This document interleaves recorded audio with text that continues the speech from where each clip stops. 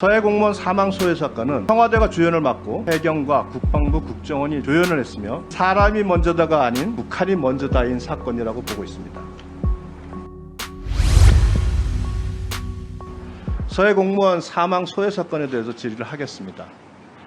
서해 공무원 사망 소외 사건은 저는 대한민국 국민이 북한에 표류하는 보고를 받고도 사망하기 6시간 동안 국가가 국민의 생명보호 조치를 취해야 할 의무를 방기한 사건이다, 이렇게 보고 있습니다.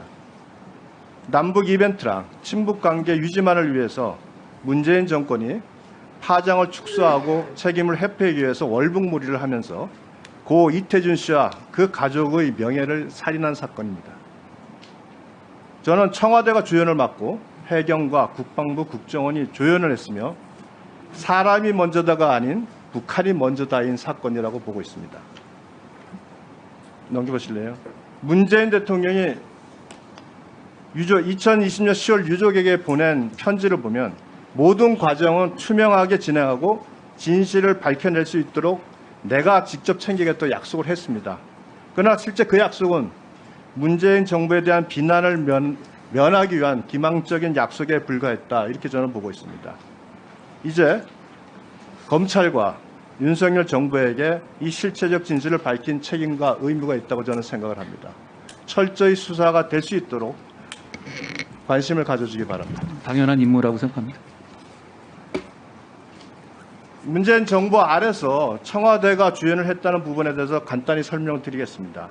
자, 국방부가 2020년 9월 23일 아침에 문재인 대통령에게 사살과 시신 소외 사실을 보고를 했는데 그날 하루 동안 국방부는 실종과 월북 가능성에 대한 발표만 했습니다.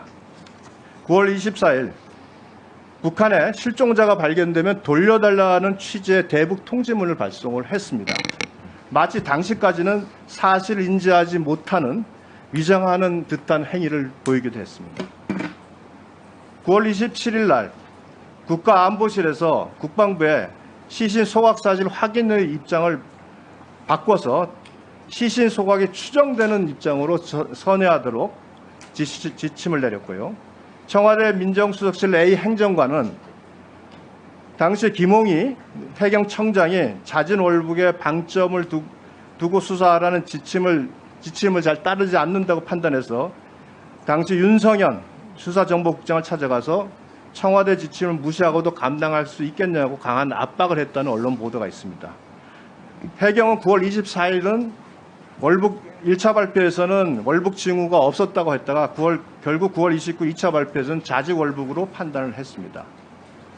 문재인 대통령은 9월 28일 날 수석 보좌관 회의에서 남북 간 군사 통신 시설이 막혀있는 현실에 대해서 아쉽다고 말을 했지만 이미 9월 23일에도 UNA 판문점 통신 채널을 통해서도 대북 통지문이 발송이 됐습니다. 청와대 압수수색했었죠. 청와대 관련 기록 압수수색했었는데 대통령 기록관에 대한 압수수색이 있었던 걸로 알고 당시 생산 문건을 위해서 대통령 기록관실 압수수색을 했었는데 회의 기록은 전혀 발견되지 않았죠.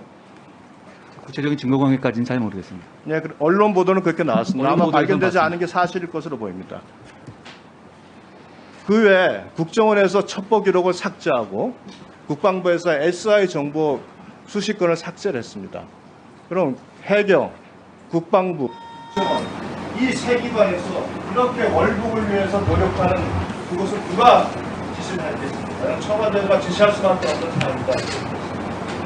철저한 수사를 해주기를 이 방송을 보고 있는 검찰의 담당 검사들에게 철저히 촉구합니다. 마치겠습니다. 이 사안은 이미 많이 전후 상황에 대해서 이미 많이 알려져 있는 상황이기 때문에 그 전모를 투명하고 공정하게 밝힐 것이라고 저는 생각합니다.